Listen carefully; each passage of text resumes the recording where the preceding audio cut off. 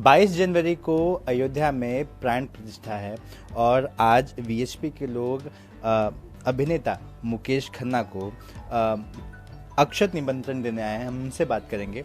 Sir, आज लोग आए हैं वीएचपी की तरफ से, आपको अक्षत निमंत्रण दिया है। अब मैं स्वागत करूंगा उन सब लोगों का। मुझे निमंत्रण दिया है। मैं तो यही चाहूँगा कि कोई ऐसा किसी और का घर नहीं है जहाँ पर मुझे बुलाया जा रहा है। अयोध्या हमारा घर है, अयोध्या की नगरी हमारी नगरी है, हम देशवासी हैं।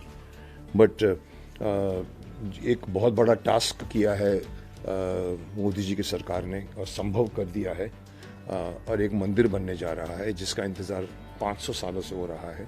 हैरानी है मुझे कि क्यों 500 साल वेट करना पड़ा, क्यों नहीं आपने सीधा अपना हक मांगा।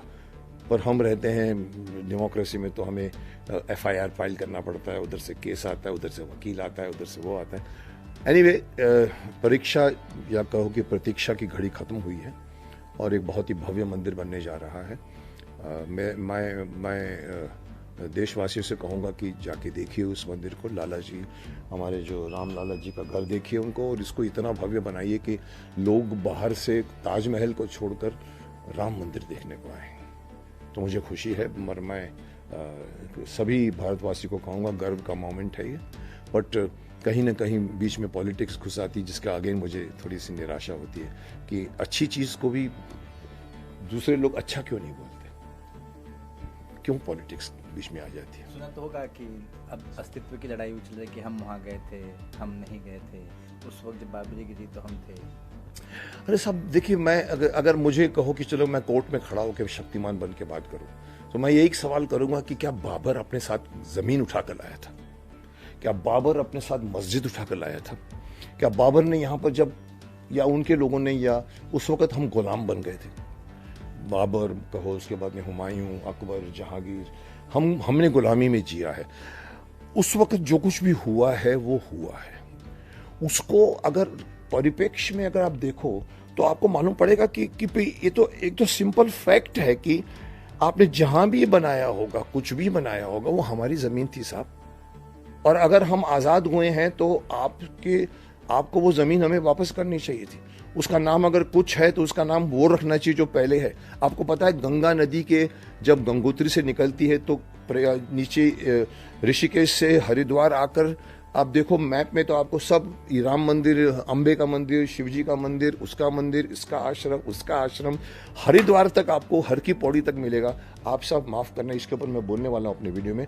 आप हरिद्वार से जब नीचे उतरते हैं, जहां तक बांग्लादेश तक गंगा जाती है, आप देखिए हर तीसरा नाम या तो गढ़ है, या पुर है, या अफजलपुर है, या समथिंगपुर है। Names has been changed. Understood है कि वहाँ पर आके बस गए थे वो लोग, उन्होंने उनका नाम बदला।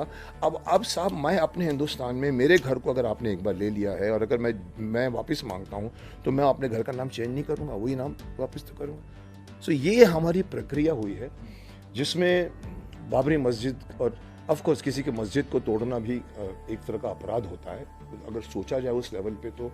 हाँ, लेकिन एक भूख कहो, एक मांग कहो, एक इच्छा कहो, एक संकल्प कहो, उस टाइम जोश में आके उन्होंने जो कुछ भी किया था करना था। लेकिन उसके बाद बहुत दंगे फसाद हुए हैं मुझे मालूम है, बट लेकिन अल्टीमेटली आप बताइए, हिंदू का हिंदुस्तान है या बाबर का हिंदुस्तान है?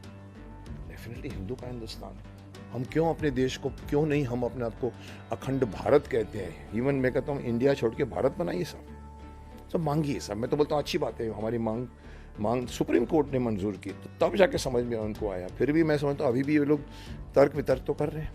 अब अयोध्या में रामलला विराजमान होंगे, मंदिर बनकर ऑलमोस्ट तैयार है, अब प्राण प्रतिष्ठा होने जा रही है। क्या देखते हैं आप जाएंगे वहाँ पर, रामलला के दर्शन करेंगे? सर, मैं आजकल, माफ़ करना, मैं अपना खुद की राय बता रहा हूँ, खुद की अपनी, मैं वही करता हूँ जो मेरा दिल करता है। इसीलिए मैं बदनाम भी हूँ कि मुकेश जी बहुत बेबाक है। मैंने कहा हूँ बेबाक साहब, मैं फंक्शनों में नहीं जाता। इस फंक्शन में जहाँ पर इवन मोदी जी ने भी अगर आपको देखो तो उन्होंने एक अभी भाषण में कहा था, मत आइएगा 22 जून को आप। उनको खुद को मालूम है कि भीड़ भाड़ होने वाली है, मारा मारी होने वाली है। मैं ऐसे फंक्शनों में नहीं जा सकता। मैं थैंक्स कहूँगा अगर वीएचपी ने मुझे आमंत्रित किया है, पर मैं सस्पेंस नहीं रखूँगा कि मैं जाऊँगा नहीं। मैं आराम से फिर जाके दर्शन करूँगा उनके। आराम से यस, मैं जाऊंगा तो वहाँ लोगों को मालूम पड़ा मुकेश खन्ना आया है। यहाँ पर तो आप जाओ तो आप पता लगा एक भीड़ का एक अंश है, तो इधर से धक्का, उधर से धक्का, वो धक्का। मुझे somehow I have changed my lifestyle. I don't go to a function. मैंने 500 स्कूल फंक्शन अटेंड किए, आज मैंने 25 स्कूल फंक्शन बना किए। मैंने कहा अभी मैं ट्रैवल और मैं तब आता हूँ जब कंफर्ट लेवल हो। तो मैं दर्शन तो करूँगा ही उनके, बट ज़रूरी नहीं है कि 22 को ही करना है, जो मोदी जी ने भी कहा। आप रामलला के साथ समय बिताएंगे, लेकिन उस समय बिताएंगे जब जब रामलला मैं हूँ और रामलला हो। इधर समझिए, मैं आप लोगों को बता दूं, आप लोगों को शायद अंदाजा नहीं होगा मुझे आस्था क्यों नहीं थी मंदिरों की। हम किसी मंदिर में जब मैं एंटर करता हूँ, चाहे वो कोल्हापुर का महाकाल का अपना महालक्ष्मी का मंदिर हो, चाहे कामाख्या का मंदिर हो, चाहे आप पुरी का मंदिर हो, जब मैं एंटर करता हूँ, साथ में कोई मिनिस्टर का पीए होता है, आई सर, और जैसे ही मैं एंटर करता हूँ लाइनें रुक जाती हैं। अरे शक्तिमान आ गए, अरे भीष्म पितामह आ गए, और वो फिर मेरे को बोलते आइए सर आइए, और फिर बोलते इस पर ये डाल दो, उसमें वो डाल दो, मैं डाल देता हूँ। मेरे को आस्था, जो घंटों से खड़े हुए लाइन में, मुझे तो मैं दर्शन करने जाता हूँ, लोग मेरा दर्शन करने लग जाते हैं। तो ऐसे में आस्था नहीं होती कुछ टाइम के लिए। मेरे को यू नो ऑफ कोर्स ये तो मनुष्य का है, माइंड है कि आप देखने जा रहे हैं, लेकिन आपको लोग फिर आगे साथ सेल्फी खिंचानी शुरू कर देते हैं बीच बीच में। तो मैं जाऊंगा जब आराम से मैं अकेला बैठूंगा और मंदिर में। आप देशवासियों से क्या कहेंगे? राम मंदिर का जो सपना हर कोई देख रहा था, अब पूरा हो चुका है। सर, राम मंदिर का सपना तो स्टार्ट है सर। अखंड भारत देश बनाइए, ये तो कुछ नहीं है सर, ये तो मंदिर है, ये तो हमारा हक है, जो कि क्यों जाना पड़ा कोर्ट में, जैसे कह चुका हूँ। बाकी हमारा देश कंधार से लेकर मलेशिया तक फैला हुआ था, काट काट के 2 हाथ काट दिए गए हमारे पार्टीशन के बाद। हमारा देश फिर से अखंड भारत बने, और उससे बड़ी बात अगर मैं बोलूँ तो हिंदू राष्ट्र बने। 80 करोड़ अगर हिंदू हैं, ज़्यादा हो गए मैं समझता हूँ, अभी तो 7 करोड़ की आबादी बढ़ गई है पिछले साल में 7। तो उसमें मैं ये कहूँगा कि आप अखंड हिंदू राष्ट्र की इसका सपना देखिए, और जैसे आपने इसको मूर्त किया है, आप अखंड भारत और हिंदू राष्ट्र को सपना। मुस्लिमों प्रधानमंत्री को कुछ संदेश देना जी, प्रधानमंत्री को संदेश देना। सर मैं सबको संदेश देता हूँ। मैं इतना बेबाक हूँ कि सामने मेरे अमित जी भी बैठ जाएं या मोदी जी भी बैठ जाएं। मोदी जी की मैं 3 बार मैंने कैंपेन किया है, जब वो सीएम बने थे गुजरात के। 3 बार मैंने गया और जीते, और मैं उनकी सभा में गया हूँ। बट मुझे जो चीज़ अच्छी नहीं लगती मैं साफ बोलता हूँ। ये नहीं है कि मोदी जी जो बोलते हैं वो, मेरे फंक्शनों में भी जब एमके शो में जब नीतीश भारद्वाज आता है, हमारे इंटरव्यू रहता है, और मैं बोलता हूँ बीच में, तो मुझे लोग बोलते हैं अरे साहब सर आप बीच में मत बोला कीजिए सर, वो बहुत ज्ञानी है। मैंने कहा ओए, तुम्हारे लिए वो कृष्ण होंगे, मेरे लिए वो कलीग है वो।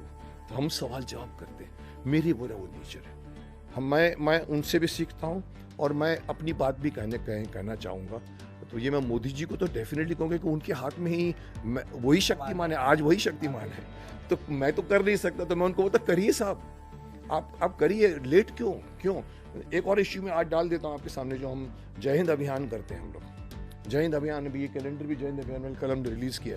क्रांतिकारियों को उनका अभी तक उनका वो नहीं मिला है कि वो लोग अपना ये थे, शहीद थे। उनको आतंकवादी आज तक कांग्रेस सरकार ने 60 साल से किया है, क्योंकि ब्रिटिश उसको आतंकवादी बोलती थी। आज भी उनके परिवार वाले को पेंशन नहीं मिलती, आज भी उनको आतंकवादी कहा जाता है। हम लड़ रहे हैं उसके लिए। तो अगेन लड़ना तो मोदी जी के खिलाफ होगा। चलो कांग्रेस ने कुछ नहीं किया, आप तो आ गए, आप तो करो साहब। मेरा लड़ना जस्टिस के लिए है, और मैं इसीलिए बीजेपी का प्राइमरी मेंबर भी नहीं हूँ। मैंने कोई फॉर्म नहीं, मेरा एक बार मुझे युधिष्ठिर जी कहा था, मुकेश तुम तो प्राइमरी मेंबर भी। मैंने कहा नहीं हूँ मैं, लेकिन मैंने जितना बीजेपी के लिए किया किसने नहीं किया होगा। तो आप मुकेश खन्ना को सुन रहे थे, जिन्होंने बताया कि अयोध्या तो अभी शुरुआत है, सपना अखंड भारत का दिखना चाहिए। विश्व हिंदू परिषद ने मुकेश खन्ना, सीनियर बॉलीवुड एक्टर को अक्षत निमंत्रण दिया है, और 22 जनवरी के दिन प्राण प्रतिष्ठा के समय अयोध्या में आमंत्रित किया है। हम जानने की कोशिश करेंगे, ये आपने कैसे सेलेक्ट किया, मुकेश खन्ना जी को आमंत्रित किया? आपको हमने इसके पहले भी ये जो अपना धन संग्रह अभियान था उस समय भी हम लोग आए थे, तो फिर ऐसे हमारे पदाधिकारियों ने कहा कि जो अभिनेता हैं आपके संपर्क में उनको जो है चॉइस करिए और उनका नाम निकालिए, वहाँ पे हम लोग जाएंगे अक्षत देने के लिए। तो कुछ तो बात रही होगी ना कि आपने मुकेश खन्ना जी को। मुकेश खन्ना जी जो है ये धार्मिक अभिनेता मैं इनको मानता हूँ, इसलिए हम इनके पास आए और मुझे मालूम है कि धर्म के बारे में जितना इन्होंने आज तक किया है कोई नहीं किया है। मतलब बच्चों को टीच किया शक्तिमान बन के, बड़ों को टीच किया महाभारत में आपने देखा। बिल्कुल, जैसे अभी वेद पाठशाला की बात हुई तो आज भी इन्होंने कहा कि हमारे यहाँ हर गांव में हर घर में वेद का पठन हो। तो अब अपने को तो ऐसे ही व्यक्ति की आवश्यकता है, तो हम लोग विश्व हिंदू परिषद के लोग ऐसे ही व्यक्तियों को ढूंढते हैं कि उनसे समाज में एक मैसेज जाएगा, अच्छा मैसेज जाएगा, धार्मिक मैसेज। बिल्कुल बिल्कुल धार्मिक मैसेज। तो आपने सुना कि